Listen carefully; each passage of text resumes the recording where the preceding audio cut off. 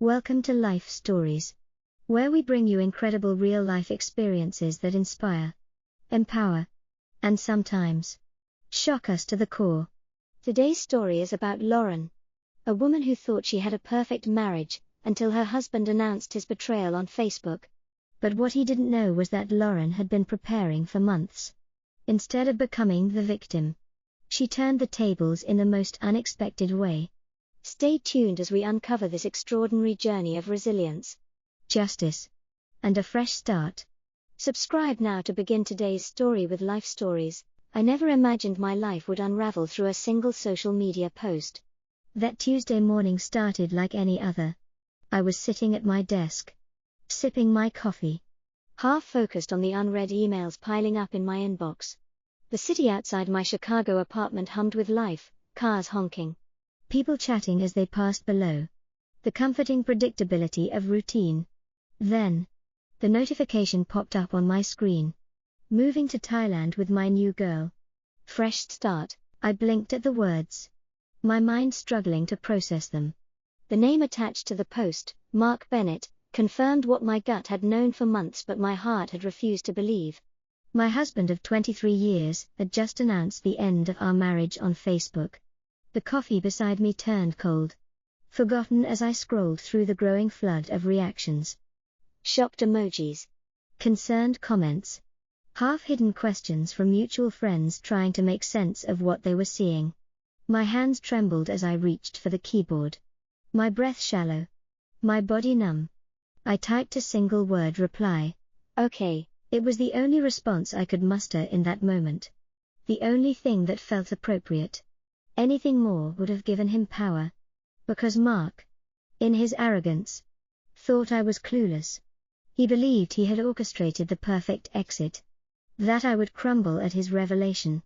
Too broken to fight back. He was wrong.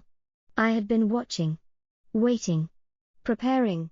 It started nearly a year ago. The signs had been subtle at first, a late-night meeting here, a hushed phone call there. Mark had always been ambitious, always chasing the next big deal in his construction firm. But something had shifted. He became more guarded, changing passwords, stepping away to take calls he once would have answered beside me. And then there were the weekends. Business trips, he claimed. But when I asked for details, his answers were vague, inconsistent. My husband, the man I had shared a home, a life, a future with, had begun slipping through my fingers. My sister, Emily, told me I was being paranoid. Mark wouldn't throw away 23 years of marriage, she said. You're overthinking it. But I wasn't. The same instincts that made me a successful software engineer, the ability to analyze, to detect patterns, to debug complex systems, told me something was deeply wrong. So, I started gathering evidence. Every late night, every suspicious charge on our credit card, every time he looked at me with just a little less warmth than before. I created a folder on my work laptop labeled System Backup 2023. Innocuous enough. Should Mark ever come across it? But inside, it was anything but. Bank statements, screenshots of messages he thought I would never see, records of financial transactions that sent alarm bells ringing. But the biggest red flag came when Mark suddenly took an interest in our retirement accounts. For years, he had left financial planning to me. He preferred the thrill of big deals and bold risks, while I ensured our future was secure. His sudden curiosity, his need to understand where our money was and how it could be accessed, was what finally confirmed my worst fears. I had spent decades fine-tuning algorithms, writing lines of code that anticipated every possible failure scenario. And now, I was doing the same with my marriage, preparing for its inevitable crash. So, when Mark's Facebook post went live, it wasn't a surprise. It wasn't a shock. It was simply the final act of a man who thought he had outsmarted me. What he didn't know was that I had already spoken to Diana Hall, one of the best divorce attorneys in Chicago. That I had moved the bulk of our joint assets into accounts under my control. That I had meticulously documented his financial manipulation. ensuring I had enough evidence to prove exactly what he had been doing. As I stared at his grinning profile picture, the same one I had taken 6 months ago during our anniversary dinner, I felt something unexpected. Not anger, not heartbreak, but a strange, quiet calm. Because Mark thought he was making his grand escape. But I had just locked all the doors behind him. The morning after Mark's Facebook post, I walked into the kitchen to find him standing there, smugly sipping his coffee. He was studying my face, searching for the cracks in my composure, expecting a breakdown. I could see the amusement in his eyes, the self-satisfaction of a man who thought he had won. "We need to talk," he said, setting his mug down as if he were the reasonable one. As if he hadn't just broadcast our marriage's collapse to the world. I leaned against the counter, my expression neutral. Oh, his confidence barely wavered. He thought he had this under control. "I've already spoken with a lawyer about dividing our assets. I want to keep things civil." Civil. As if he hadn't planned to drain our accounts. As if he hadn't been funneling money to Rachel, the new girl in his Facebook post, for months. "I assume Rachel is the project coordinator from your New York development?" I asked, tilting my head slightly. His smirk faltered. Just a flicker. But I caught it. He hadn't expected me to know her name. "How did you?" He stopped himself, then straightened. "It doesn't matter. Look, Lauren. I'm not going to be cruel about this. You can keep the house. I just need my share of our retirement accounts and investment portfolio. My lawyer will be sending over the paperwork." I took a slow sip of my coffee, letting his words settle between us. He was so sure of himself, so convinced that I would roll over and comply. "Of course," I said smoothly.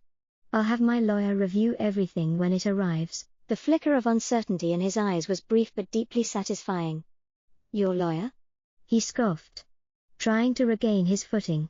"Lauren, don't make this difficult. We both know you're not cut out for a legal battle." Ah. There it was. Mark had always underestimated me. He thought of me as the quiet, logical one, the woman who loved her computers but didn't understand the real world. He had spent years treating my career as some kind of hobby, dismissing my successes with backhanded compliments. Now, he was about to learn just how much he had miscalculated.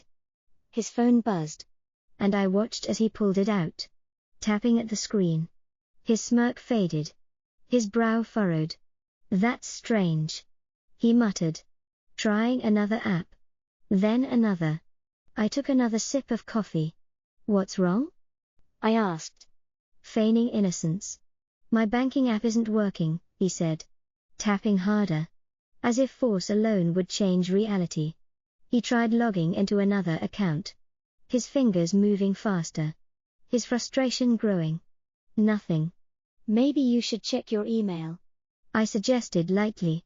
"The one you use for all our financial accounts."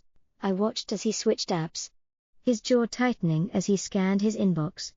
Then his face went pale. "Oh. Wait," I added with a small smile. "You can't. I changed all the passwords last night. Two-factor authentication is a wonderful thing, isn't it?" His eyes snapped up to mine, wide with realization. "You can't do this," he sputtered, his voice rising. "That's my money too." I slid a folder across the counter. "Actually, I can." He snatched it up, flipping through the pages. I didn't need to explain what he was looking at. He knew. Unauthorized withdrawals from our joint accounts. Transfers to Rachel's account in New York. The empty investment account he had created in his name. His face flashed red. "You've been spying on me?" "No, Mark," I said evenly. "I've been protecting myself." "There's a difference." His breath came in short, angry bursts as he stared down at the evidence of his own betrayal. He had thought he was in control, that he had outmaneuvered me. But he had just played himself. I stood, gathering my things. "By the way, Thailand has an extradition treaty with the US, just something to consider before you try accessing any of our accounts from there." Mark's world had just crumbled, and I had barely lifted a finger. Mark spent the next few hours frantically pacing the house. His phone clutched in his hand like a lifeline. I listened as he made call after call, his voice shifting from anger to confusion to outright panic. "What do you mean she already filed for divorce?" He snapped at someone, I assumed his lawyer. "That's not possible. No. I just spoke to her." He paused, listening, his grip tightening around the phone. Then, lower, desperate. "What do you mean she has proof?" I allowed myself a small, satisfied smile as I folded a sweater into my overnight bag. I had arranged to stay with Emily for a few weeks until things settled down. And by the way Mark's voice was growing more frantic, that wasn't going to take long. He thought he had been so careful. He thought he had covered his tracks. But he had underestimated me. For years, Mark had dismissed my career as just playing with computers. He'd roll his eyes whenever I explained digital forensics to him, tuning me out as soon as I used words like encryption or data retrieval. And yet, it was those very skills that had unraveled his grand escape plan. I had recovered every deleted email, every financial transfer, every attempt to move assets out of my reach. I had built a case so airtight that even the best attorney in New York wouldn't be able to save him. By the time I zipped up my suitcase and stepped into the living room, he was sitting on the couch, his face buried in his hands. When he finally looked up, I saw something I had never seen before in him. Not anger, not arrogance, but fear. "The lawyer says you filed for divorce citing financial abuse and adultery," he said, his voice quieter now. "He says you have proof of everything." I met his gaze evenly. "That's right," he exhaled sharply, raking a hand through his hair. "Lauren, listen." My phone buzzed. I glanced at the screen. A new email from Diana. I smiled. "Well, would you look at that," I murmured, scanning the message. "The judge has granted an emergency injunction freezing all our joint assets pending the divorce proceedings." Mark shot up from the couch. "You can't do this." "Oh. I can," I said calmly, slipping my phone into my pocket. And I did. His face turned an alarming shade of red. "This is my money." I tilted my head. "Funny. I thought it was our money." He opened his mouth, then closed it. Realization dawning. I had trapped him in his own game. His phone buzzed again. He snatched it up, reading whatever message had come through. I watched as the color drained from his face. "What is it?" "Mark?" I asked, feigning concern. "Something wrong?" His hands trembled as he set the phone down. "My company," he said hoarsely. "They've placed me on administrative leave." I let out a small, sympathetic hum. "Oh? Why is that?" He swallowed hard. "They're investigating expense fraud," he muttered. I folded my arms. "Expense fraud?" I echoed. "You mean like charging romantic dinners with Rachel to the company's budget?" His eyes snapped to mine, wide with shock. I gave him a slow, knowing smile. "You wouldn't," he whispered. I arched a brow. "But we both know I already did." Mark sank back down onto the couch, his hands gripping his hair. He was finally beginning to understand the depth of his mistakes. The perfect plan he had spent months crafting, the one where he abandoned me, drained our savings, and ran off to Thailand, was crumbling faster than he could grasp. And I had barely even started. A year after Mark's reckless Facebook post, my life was unrecognizable.